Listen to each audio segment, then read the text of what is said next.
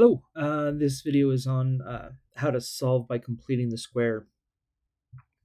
Just a really quick recap here. If I've got something that says x squared here, and then I've got some kind of x, just in this case, it's minus 4x. So if I had minus 4x, that's literally here. 1, where that's negative x,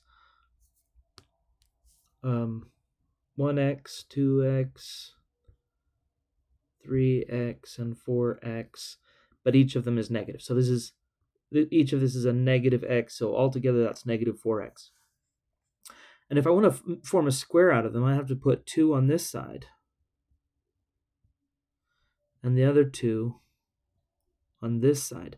And so the dimensions here would be here x and x, minus 2 and minus 2, and then a negative 2 times a negative 2 would be a positive 4, so that'd be right here. And that's what we would put to complete the square.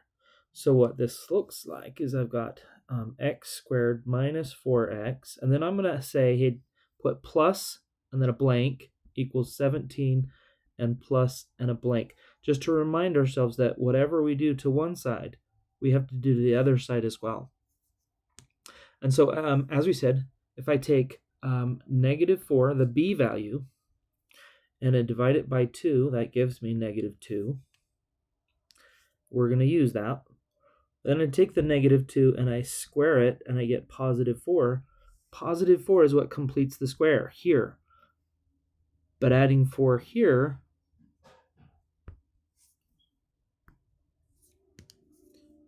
is what keeps it balanced, keeps the equation balanced. And so you got to do the same thing to both sides. Now I can rewrite this. All of this becomes x, and here's where we said we're going to use that, x minus 2 squared. And then over here it's equal to 17 plus 4 would be 21. Now I'm going to undo this square by taking the square root. I left some space here so that I can put my plus or minus there.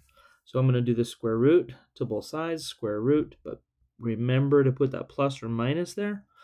Now I've got x minus 2, the square is canceled, goes away, is equal to, again, I'm going to leave a little space here just so that I can do the same thing to both sides here, plus or minus the square root of 21.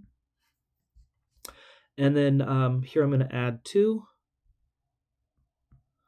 And just about this square root of 21 thing, think about that for a second. I've got, if I wanted to break it down, I need more than one prime factor.